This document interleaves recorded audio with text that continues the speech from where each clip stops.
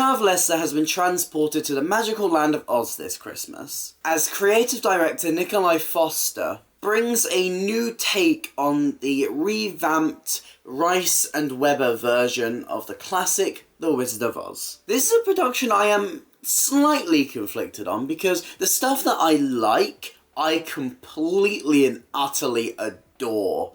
However, there's one pretty big thing that I'm quite critical of that is such an important thing that does bring the score down ever so slightly, but what's strong is so strong that it does kind of counterbalance this. So today let's walk down the yellow brick road and talk all about this new revival that is soon to be heading to the London Palladium next summer. But if you haven't seen my face before, hi, I'm Ellie. I talk about theatre, I do reviews, I do discussions, I do video essays, and if any of that sounds interesting to you, please consider hitting like and subscribing. It really helps me out and helps out the channel. And we are very close to 2,000 subscribers, so come on.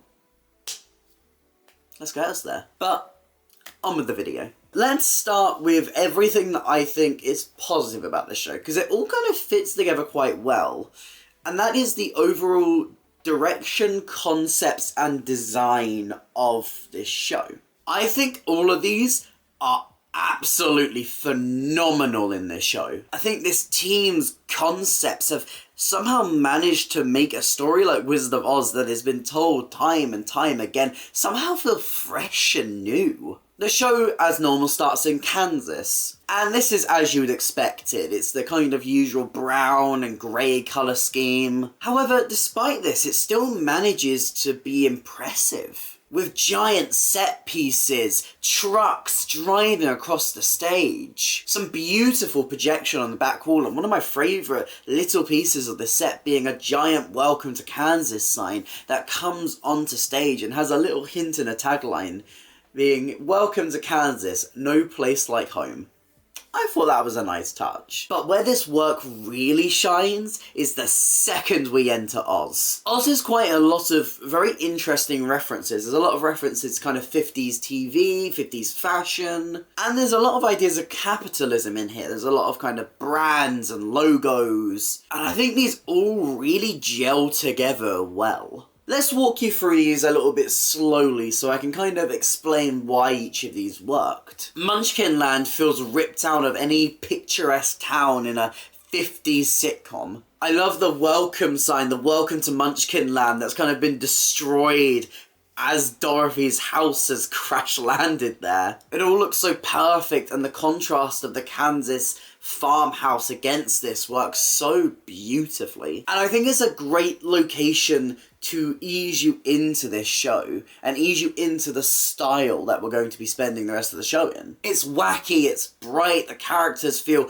unique and interesting, with some absolutely fantastic costume design here. The Witch's aesthetic is a lot more darker, and this is the one that's focused on logos and capitalism and oil. The backdrops are dark and dingy, and we see the shadows of massive oil drills in the background. Ironically, this is not even the first show in the Leicester Curve season this year that has focused on mining.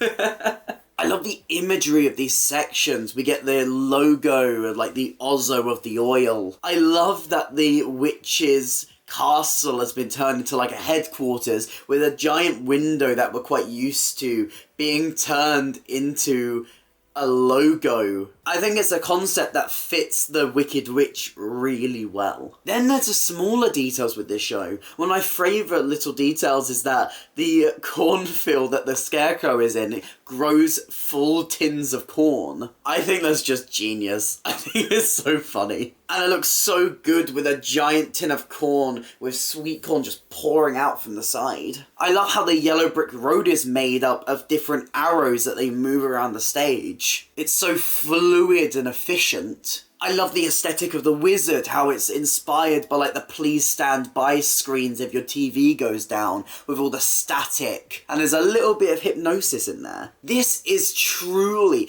a spectacle of a show. There's been so much thought that has been put in to every single little bit of the design, making everything have its own character and feel so unique and new. And the fact that all of these concepts fit onto what is quite a relatively small stage that is the Leicester Curve is fantastic. I think this team deserve the highest of praise for all the amazing work that they did on this show. And that is what is the strongest element. It's so cohesive, it all works together so well, it is a feast for the eyes. I think the script is pretty well adapted. It's a story we all know and love, told in a very efficient way. Everything you expect is here, and it has quite a lot of really fun comedy. It really camps up the characters, which I think works, especially for a story like Wizard of Oz that is very, very camp, and actually caught me quite off guard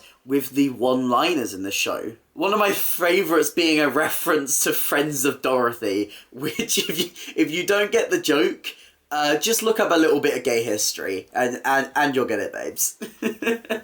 I think there's elements to the adaptation I don't really understand or don't work as well, such as the character of Professor Marvel, who is our double in the real world to the wizard. I think his scene in Kansas kind of slows down the pace.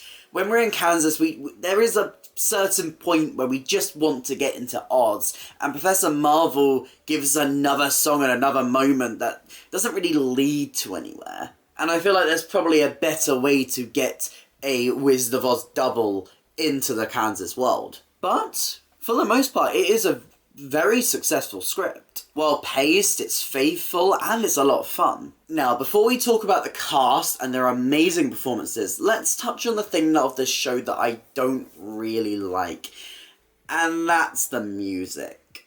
Now, before I am put onto a stake, I like the music of Wizard of Oz. It's simple, it's cheery, but I think there is such a thing as too much of a good thing. Especially because the new music in this show really struggles to stand out. All of the songs you expect to hear. Obviously, you can't have Wizard of Oz without Somewhere Over the Rainbow. And I think this is one of the strongest moments in the show. However, I feel like the rest of the songs from the film are very repetitive. Look, I enjoy the If I Only Had a Brain, If I Only Had a Heart kind of reprises, but when we get the song 4 times in the show, and it's kind of structured in the very similar way of if I only had a brain, we're off to see the wizard. If I only had a heart, we're off to see the wizard. If I only had whatever the lion's one is, we're off to see the wizard. And I think these songs work, but there's only so many times that you can hear these same songs over again until you start to crave something a little bit more substantial. And that's where the new Rice Webber material really struggles, because it doesn't deliver that.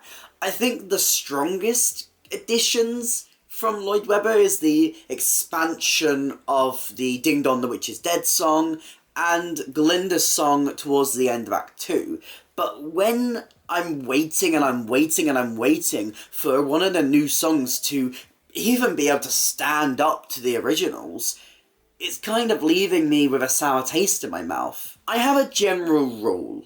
And my general rule is this: there should be at least one song, if you are adapting something, there should be at least one song that matches up to your originals. Otherwise, what's the point of adding new songs in there in the first place? I think it's a shame, but because of this, the score does feel like the weakest part of this musical, and you never want that to be the case. Maybe I'm just not nostalgic enough for The Wizard of Oz, that I'm not as attached to the original songs, except for Somewhere Over the Rainbow. Maybe I just really don't like the new style and the new songs from Lloyd Webber, but altogether it does feel a little bit weak. With that negative out of the way, let's talk about how fantastic this cast is. Georgina Onuorah is our Dorothy, and what a spectacular performer she is. She's such a wonderful leading lady. Her version of Somewhere Over the Rainbow is to die for. It's so powerful, it's so beautiful. Dorothy has a lot of confidence in this version of the show, and I think Georgina plays this so sincerely. But I think what comes most from Georgina's portrayal is that kindness that Dorothy is known for. Johnny Fiennes plays our Scarecrow, And I really enjoyed his performance. I think he's so lovable and he's such a great comedic relief. Paul French is our Tin Man, and I really enjoyed his kind of stiff movements. He plays the character in quite a cold way, which I really did appreciate. And finishing off our little entourage is Giovanni as the lion. But I really enjoyed Giovanni's shifting expressions, starting out with the kind of confidence, like put him up, really quickly switching to fear, adding such a great comedic edge to the character. Now, typically in this production it is Charlotte Giaconelli who takes up the role of the Wicked Witch, but unfortunately at the press night she was taken ill. So instead we had the amazing honour to see understudy Ellie Mitchell go on. Now, I always say it's such an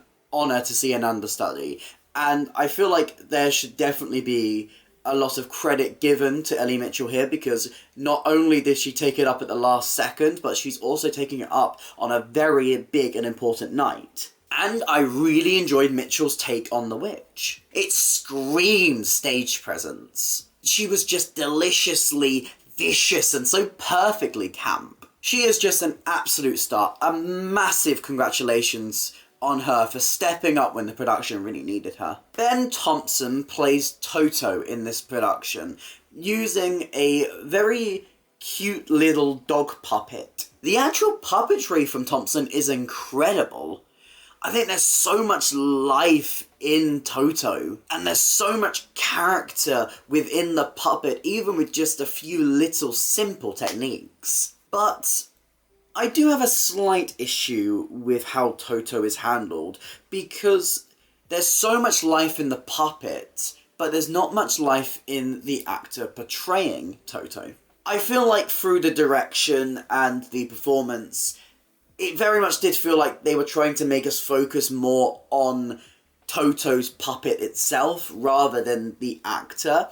But because the actor is on full show, in full costume as well, it's quite hard to separate the two. And because there wasn't much expression on Thompson's face, it was quite odd to kind of look between the two, as I kind of naturally do, and see a lot more life in the puppet than the person. I would have liked a balance of this, because I feel like if you're going to have a puppeteer on full show on stage, in like full show, because this puppet is so small that there isn't really much room to hide when there was kind of a place to hide with a puppet like Totoro or a puppet like Warhorse. This is more like Avenue Q, where the puppet is so small that you kind of have to have the person portraying the puppet also have as much life as it. So yeah, while I think the actual Toto puppetry is off the charts incredible, I do think this kind of dampened my enjoyment of it. And then there's our good witch, Christina Bianco. She was a blast of light anytime she stepped on stage. Just like her other witch counterpart, she had so much presence and such fantastic vocals. Now, I think despite my issues with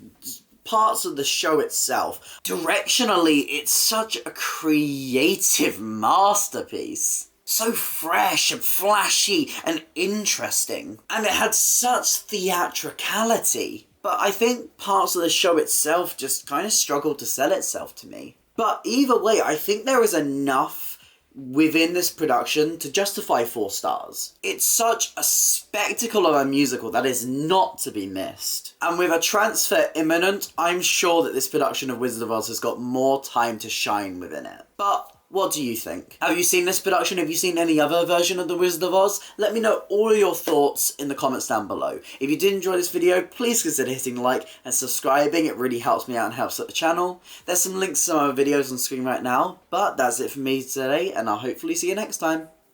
Bye.